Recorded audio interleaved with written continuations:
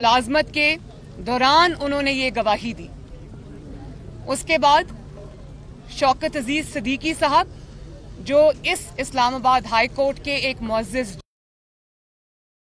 दौरान मुलाजमत नवाज शरीफ साहब के हक में गवाही दी और कहा कि जिस शख्स ने 2 साल की मेहनत के नतीजे में नवाज शरीफ के मुकदमे और उनके फैसले करवाए, जोर, ताकत, धौंस और धांधली के नतीजे में वो शख्स उनके पास चल कर गया, वो शख्स जो आज पूरी दुनिया में तनकीद का निशाना बना है और उसके पास सफाई में कहने के लिए कोई चीज नहीं है, वो शख्स गया शौकत अजीज सिद्दीकी के पास और कहा कि नवाज शरीफ साहब के बेंच में या तो ना बैठना या फिर नवाज शरीफ साहब को बेल नहीं देनी।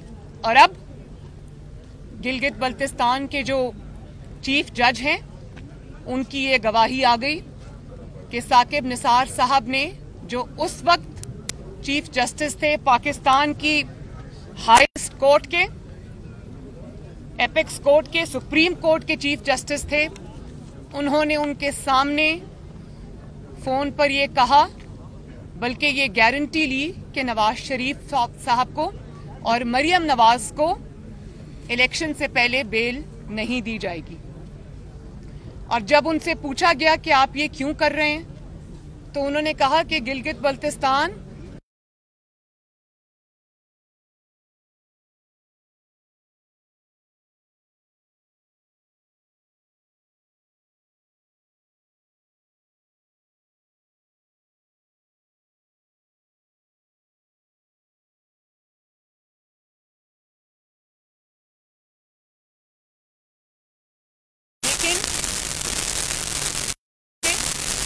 नवाज शरीफ को इंसाफ मिलता, पहली गवाही से मिलता, शौकत अजीज सिद्दीकी साहब की को इंसाफ मिलता। और शौकत अजीज सिद्दीकी साहब कोई आम शख्स नहीं है, उन्होंने आइन और कानून का हल्फ उठा रखा।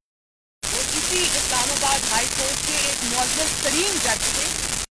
उन्होंने अपनी मुलाजमत के दौरान ये सवाल उठाया, ये शहादत दी, तो बजाय इसके कि उनकी इस शहादत पर एक्शन लिया जाता, नवाज शरीफ को इंसाफ दिया जाता, भले आप शौकत अजीज साहब को बुला लेते, जनरल फैज साहब को बुला लेते, दोनों को बुलाते, दूध का दूध पानी का पानी करते, आपने उस मुअज़्ज़ज़ जज को नौकरी दिया।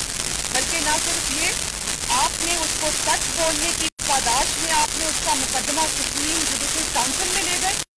अब वो रिटायर हो गए हैं, उनकी मुद्दत मुलाजमत खत्म हो गई है, लेकिन वो अभी तक अपने लिए इंसाफ के और अपना मुकदमा की बारी आने के मुंतज़िर हैं। तो जिस मुल्क में जो मुनसिफ हैं वो भी उन्हीं को इंसाफ ना मिले, तो आपकी और मेरी इंसाफ की फराहमी को बहुत दूर तक ख्याल। उसके बाद शहादत आई, खुद सजा देने वाले जज की, जिनका नाम अरशद मलिक है, जो अब अल्लाह ताला की पास जा चुके हैं। इसके कि उस पर कोई कार्रवाई की जाती, उनकी जो इल्जामात थे उसकी तहकीकात होती, आपने उन्हीं को नौकरी से बर्खास्त कर दिया और उस मामले को इस तरह दबा दिया जैसे वो कोई मामला ही नहीं था। बजाय इसके कि आप तहकीकात करते कि अरशद मलिक को उसकी वीडियो किसने दिखाई और क्यों ब्लैकमेल किया, एक सिटिंग प्राइम मिनिस्टर को या जिसकी हुकूमत थी उसको सजा देने के लिए, जाली सजा देने के लिए आपने उस जज को कहा कि वो कानून के जो चेहरे पर दाग है, बदनुमा दाग है, तो वो दाग आपने मिटाने की कोशिश नहीं की, बल्कि आपने उस दाग को मजीद गहरा किया और जज को सजा दी, शहादत देने वाले को सजा दी, लेकिन जिसके बारे में उसने शहादत दी थी उसके बारे में आपने कोई एक्शन नहीं लिया। और अब जो गिलगित बल्तिस्तान के चीफ जज साहब हैं, उन्होंने जो इंकशाफात किए हैं उस पे इस्लामाबाद हाई कोर्ट ने तौहीन का नोटिस उनको दिया है अंसार अब्बासी साहब को, जिन्होंने ये खबर जो है वो अखबार में छापी और जिस मीडिया हाउस ने चलाई, उनको अदालत में बुला लिया गया और उनको सिर्फ एक पैगाम रसां होने का उनको उसकी सजा ये दी गई कि उनके ऊपर तौहीन लगा दी गई और उसका नोटिस जारी कर दिया गया। हालांकि आप उनको भी बुलाते, उनसे सच पूछते, सुनते, लेकिन सबसे पहला नोटिस अगर किसी को जाना चाहिए था तो वो थे एक्स चीफ जस्टिस और तब के sitting chief justice Saqib Nisar साहब। और साकिब निसार साहब सिर्फ ये कहकर पल्ला झाड़ लेना कि मुझे क्या मुसीबत पड़ी है कि मैं आकर जवाब दूं या अदालतों के चक्कर लगाऊं, तो ये तो जवाब आपकी जो आपने जुल्म किया है, नाइंसाफी की है, उसका सबूत है। जब नवाज शरीफ साहब पर इल्जाम लगा, मुझ पर इल्जाम लगा, तो हमारा पहला रिएक्शन क्या था? क्योंकि हम बेकसूर थे, नाजायज इल्जाम था, तो हमने कहा हम खड़े हैं, हमारा एहतसाब करो। 200 के करीब हमने पेशियां भुगती जाली मुकदमों के अंदर। और आप साकिब निसार साहब, आपने सारी जिंदगी आप इंसाफ के कानून के तालिब इल्म रहे हैं, इंसाफ की तरसील के जिम्मेदार रहे हैं, हाईएस्ट कोर्ट के सरबराह रहे हैं, और आपने ये कहकर पल्ला झाड़ लिया कि मैं क्यों इसमें आऊं? ना मैं इनकार कर रहा हूं, ना मैं इकरार कर रहा हूं, मुझे क्या जरूरत पड़ी है अदालतों के चक्कर लगाने की? तो मैं आपसे ये पूछना चाहती हूं कि नवाज शरीफ तो 3 दफा का वजीर आजम था, उसने अपने पूरे खानदान समेत, अपनी बेटी समेत, उसने झूठे मुकदमात को, आज ये 5वां साल है हमें अदालतों के चक्कर लगाते हुए। अगर एक मुंतखब वजीर आजम, 22 करोड़ अवाम का मुंतखब वजीर आजम ऑफिस छोड़ सकता है, अदालतों के सामने पेश हो सकता है, जजेस के सामने पेश हो सकता है, कानून के सामने सर झुका सकता है, आईन के सामने बेगुनाह होते हुए भी सर झुकाता है, तो आप आईन और कानून से मावरा किस तरह हो गए? और आपको ये इल्म होना चाहिए कि जब कोई बयान हल्फी आता है, जब कोई एफिडेविट आता है, तो उस ही लाया जाता है, उसके जवाब में कोई स्टेटमेंट नहीं दी जाती जिसमें यह कहा जाए कि कोई होता कौन है मुझे अदालत में बुलाने का, मैं चक्कर अदालतों के नहीं लगा सकता। आप झूठे मुकदमात में वजीर आजम को अदालतों के चक्कर लगवा सकते हैं, अवाम के मुंतखब नुमाइंदों को आप चक्कर लगवा सकते हैं, लेकिन आप एक सच्चे इल्जाम में, जिसका सबूत पूरी दुनिया ने देखा, उसमें आप एक अदालत के सामने पेश होने की भी रवादार नहीं है।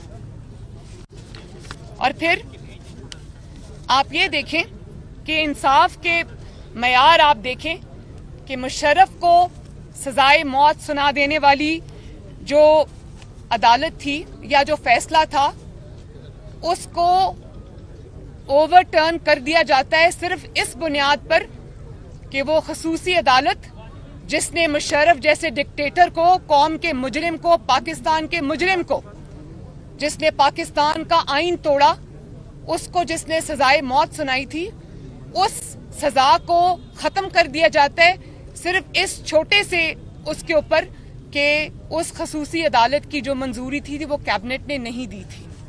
और यहां पर नवाज शरीफ साहब की बेगुनाही की गवाही, शहादत 3 जजेस ने दी, लेकिन फैसला जूं का तूं बरकरार है।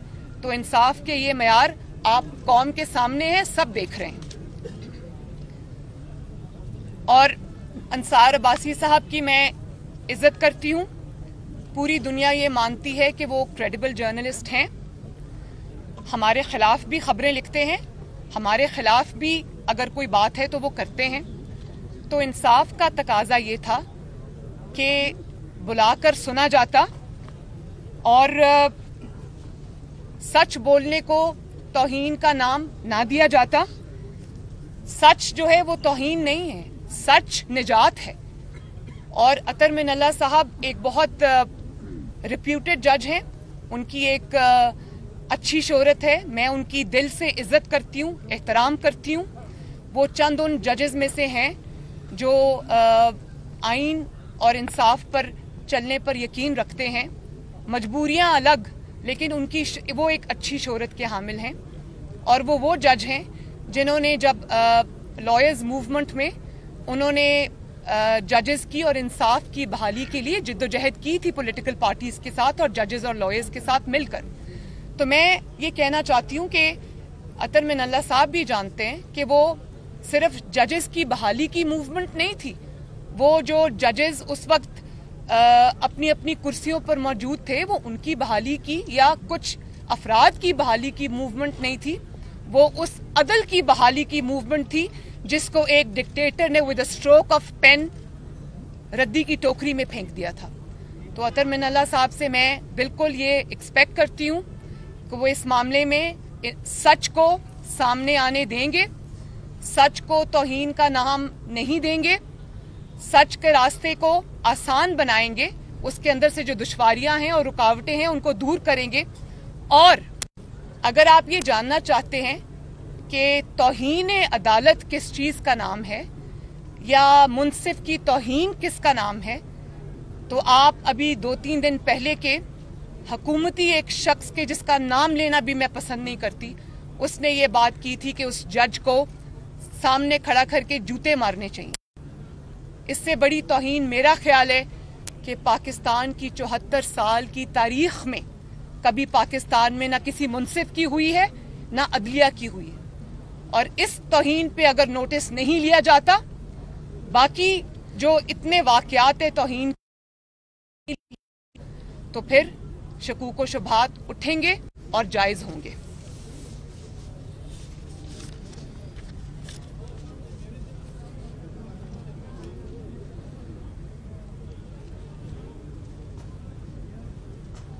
और मैं ये कहना चाहती हूँ, और मेरे कहने की जरूरत नहीं है, जो मुअज़्ज़िज़ जज साहिबान हैं वो मुझसे ज्यादा इस बात को जानते हैं कि जब अदालत में कोई मुल्ज़िम आता है तो आप उसके सामने मुक़द्दस किताब को रखते हैं और आप उसको ये कहते हैं कि किताब पे हाथ रखो और ये हल्फ लो, ये कसम खाओ कि तुम सच कहोगे और सच के सिवा कुछ नहीं कहोगे। तो जब आप तरगीब देते हैं मुक़द्दस किताब पे हाथ रखने की कि हाथ रखो और कसम खाओ कि सच कहूँगा, तो फिर आपको उस सच को सामने आने देना चाहिए। आप उस सच बोलने की तरगीब दे रहे हैं लोगों को, और जब वो सच सामने आ रहा हो और कुदरत सामने ला रही हो तो आपको फिर उस सच का रास्ता नहीं रोकना चाहिए। और जब जो गिलगित बल्तिस्तान के चीफ जज थे उन्होंने कहा कि मैं भी कुरान पे हाथ रखता हूँ, साकिब निसार साहब भी कुरान पे हाथ रखें और फैसला कर लें कि झूठा कौन है और सच्चा कौन है। तो जो सच्चा था उसने ये बात कर दी, वो जो झूठा था वो दौड़ गया। अब वो ना अदालत में आएगा ना ही किसी टीवी इंटरव्यू में आपके किसी भी सवाल का सामना करने का तैयार होगा, क्योंकि उसके पास अपने मजालिम का कोई जवाब नहीं है।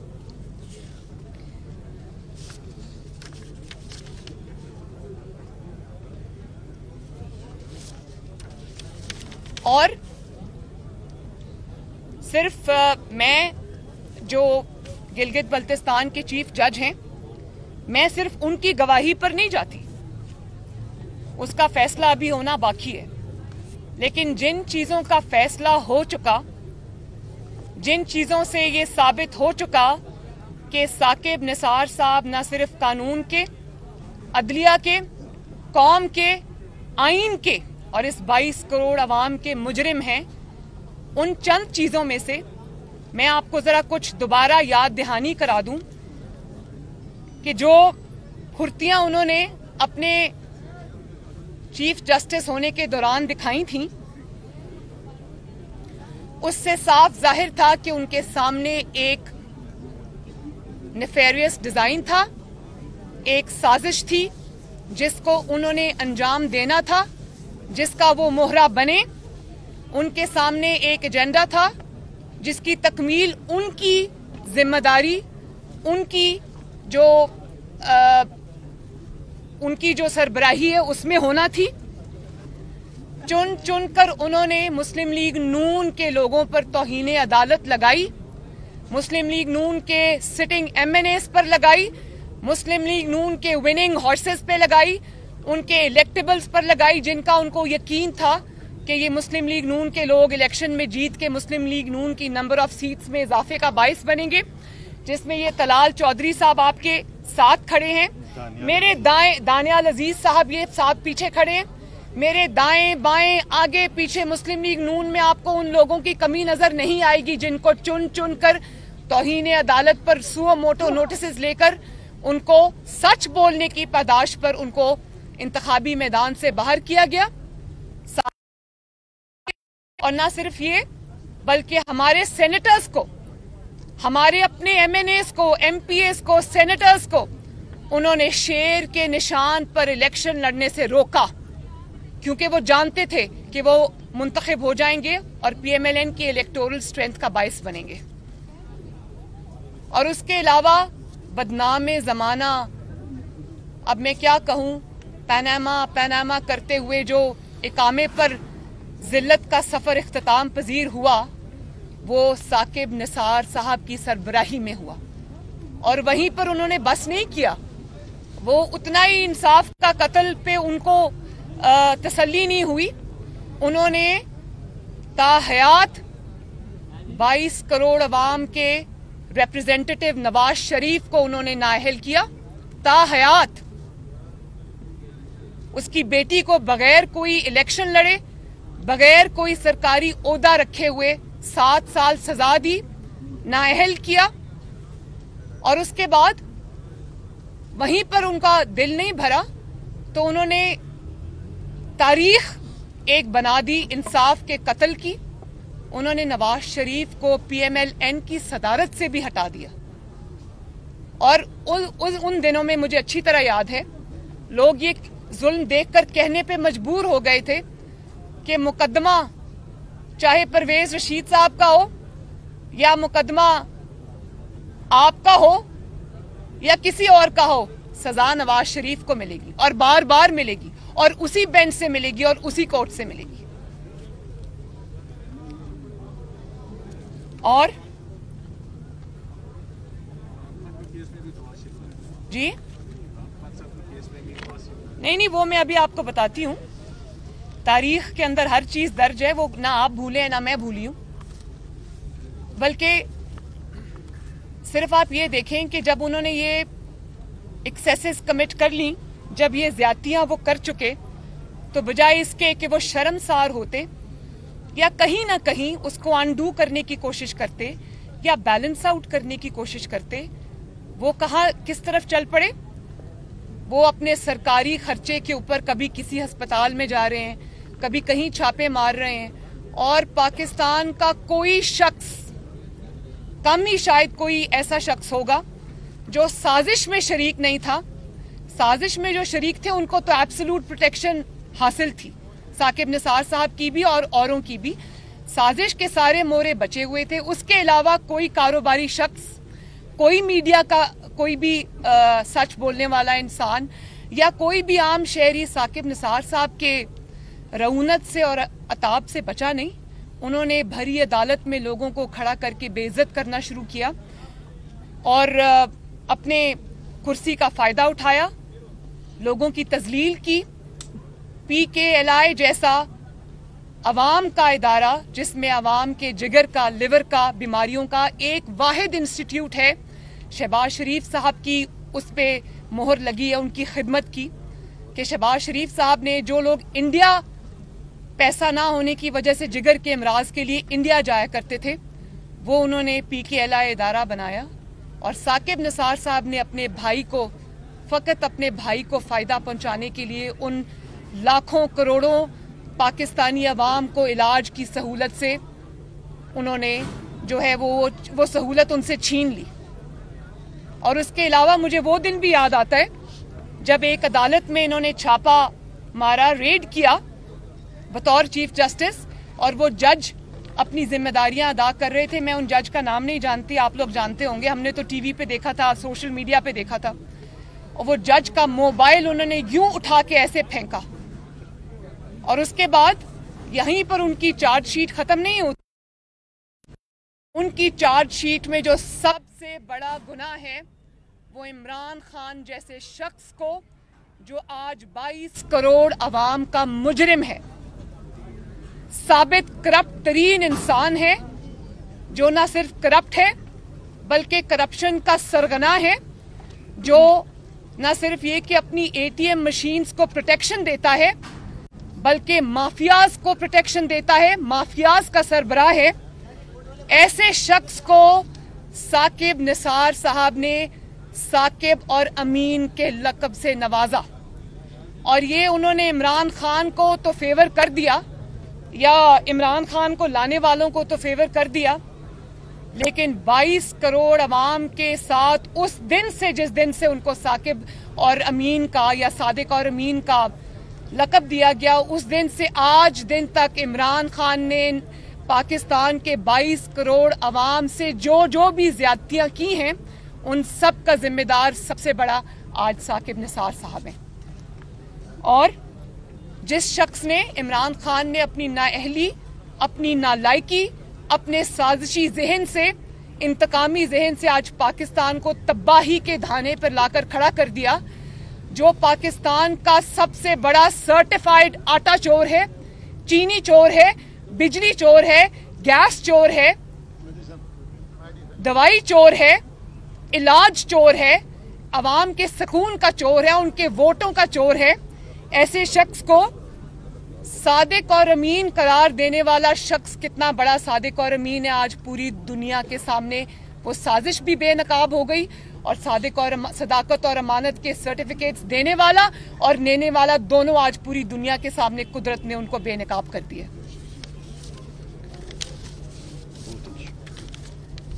मैं एक रिक्वेस्ट करना चाहती हूं उन लोगों से जो नवाज शरीफ साहब के खिलाफ साजिश में शामिल थे, जिनके नाम सामने आ चुके हैं और जिनके नाम अभी भी सामने आने बाकी हैं।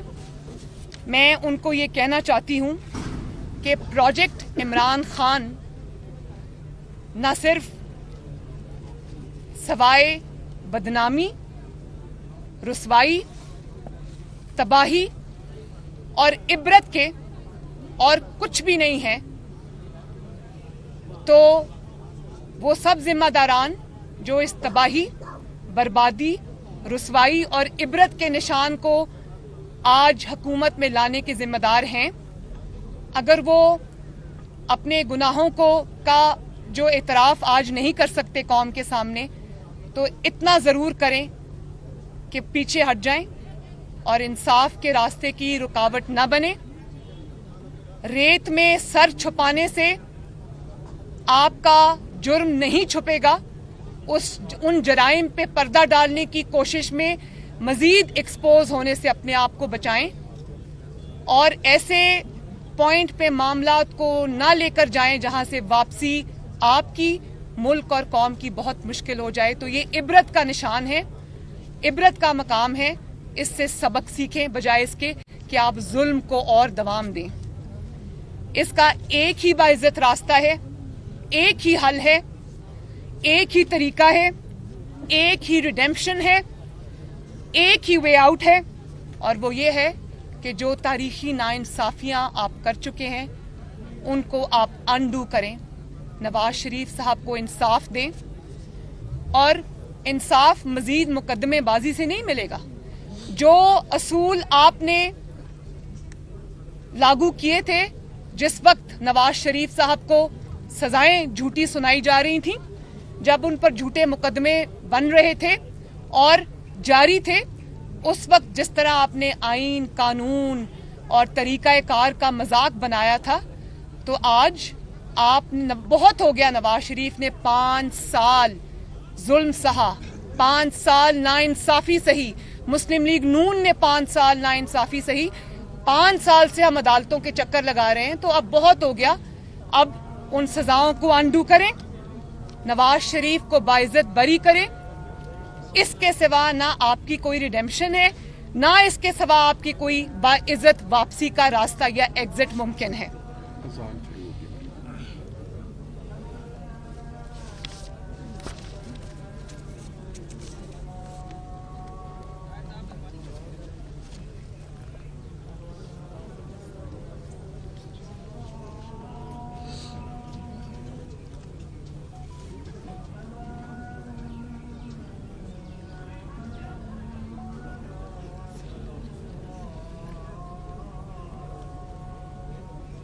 अजान।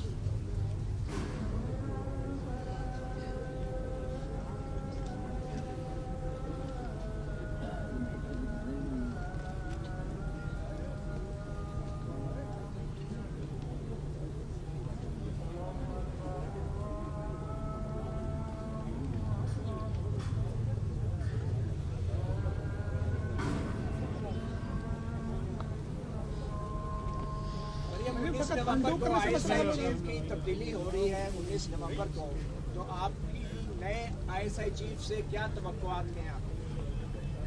मेरा ख्याल है कि जो आज धक्कम पेल के थ्रू लेजिस्लेशन करने की कोशिश की जा रही थी, वो उसी 19 या 20 तारीख को सामने रख के की जा रही थी कि उनकी मौजूदगी में जो आइन और कानून की तबाही मचा सकते हो वो मचाओ।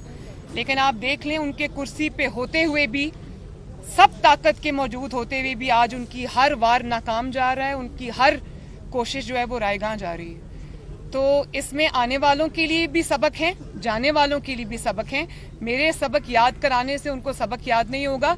जो हालात और वाक़यात पिछले 3-4 साल में और ख़ुसूसन पिछले 2 महीने में इस्टेब्लिश हुए, तो अगर आपको ये लगता है कि ताकत के बलबूते पर you will get away with it, ये नहीं होगा। तो इसी में बहुत बड़े सबक है सीखने वालों के लिए। मैडम क्या कहेंगे, आज जो है ज्वाइंट सेशन में भी जो हुकूमती इत्यादी है, खासतौर पीटीआई के अरकान कहते हैं हम आए नहीं, हमें जबरदस्ती लाया गया है, तो क्या आप समझती हैं कि हवाओं का रुख तब्दील हो गया? आपने जब कहा ना हुकूमती इत्तेहादी, मुझे लगा आपने कहा हुकूमती कैदी। तो जो हुकूमत अपनी पहले ही जो भीख में दी हुई इमदाद पर खड़ी हो, और जब उसके लोग ये कहना शुरू कर दें, तो मुझे उसमें और क्या बाकी बचता है कहने के लिए। ये नविश्ता दीवार है, हुकूमती इत्तेहादी भी पढ़ रहे हैं, हुकूमत भी पढ़ रही है, लाने वाले भी पढ़ रहे हैं, जो लाए गए वो भी पढ़ रहे हैं और आवाम भी पढ़ रही है। हालात दिखाई दे रहे हैं, इस हुकूमत का खात्मा जो है, कम अज कम इमरान खान खुद अपने बोझ से जो है इस हुकूमत को गिरा देंगे, ये बाजार नजर आ रहा है। लेकिन इसके बाद क्या पाकिस्तान मुस्लिम लीग नवाज जो इन हाउस चेंज है, क्योंकि जो इंतखाबी इस्लाहात हुई है जो कि हकीकी इस्लाहात है, उसके लिए इन हाउस चेंज की तरफ बढ़ेगी, या ये ऑप्शन जो ये दरवाजा क्लोज कर चुकी है मुस्लिम लीग नवाज के, इन हाउस चेंज जो है वो किसी सूरत काबिल कबूल नहीं है, चाहे अर्ली इलेक्शन हो जाए उसके बाद? देखिए, इस जो भी अब सिचुएशन है उसका एक ही हल है जो मैं नवाज शरीफ साहब से गाहे बगाहे सुनती रहती हूँ, और वो ये है कि अगर इस मुल्क को उन मुश्किलात से निकालना है, उस तबाही से निकालना है जिसमें इसको इमरान खान नामी शख्स धकेल चुका है, तो उसका एक ही रास्ता है, और उसका रास्ता है फ्री एंड फेयर इलेक्शंस। अवाम के रास्ते से हट जाएं, अवाम के सैलाब के आगे बंद ना बांधें, इससे आपको बहुत सख्त नुकसान होगा, नाकाबिल तलाफी नुकसान होगा।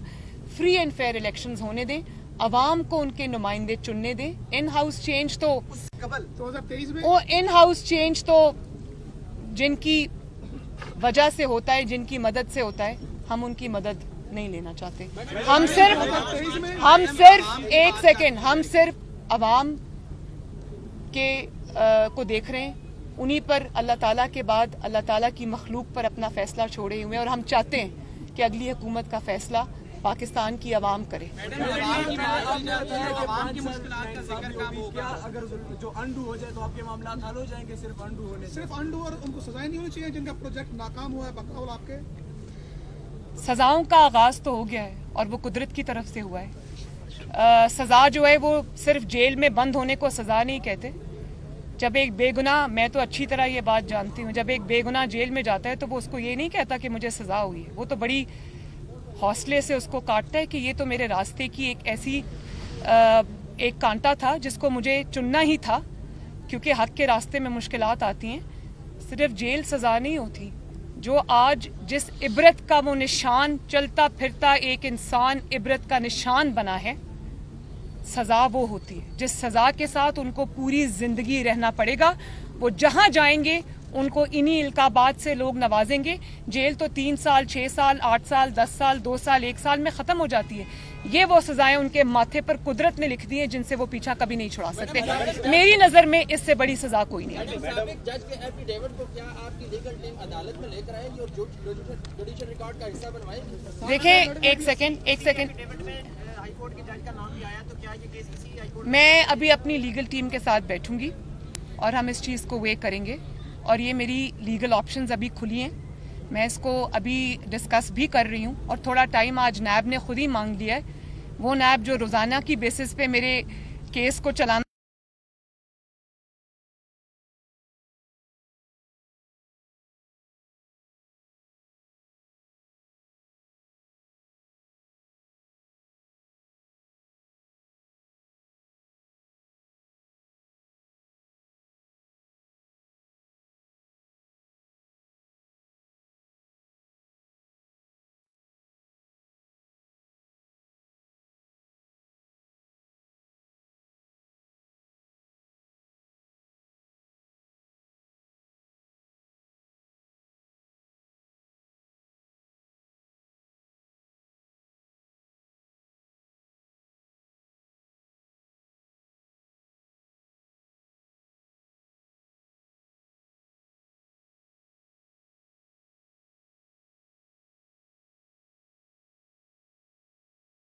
मियां साहब पर भी आई, पाकिस्तान मुस्लिम लीग नून पर भी आई और पाकिस्तान के अवाम पर सबसे बड़ी मुश्किल आई वो ये कि देखें, पाकिस्तान शायद वो दुनिया का वाहिद मुल्क है जहां सुबह महंगाई कुछ और होती है, दोपहर को कुछ और होती है, रात को कुछ और होती है, जहां महीनों के हिसाब से नहीं, सालों के हिसाब से नहीं, घंटों के हिसाब से नहीं, मिनटों के हिसाब से जो है वो महंगाई होती है।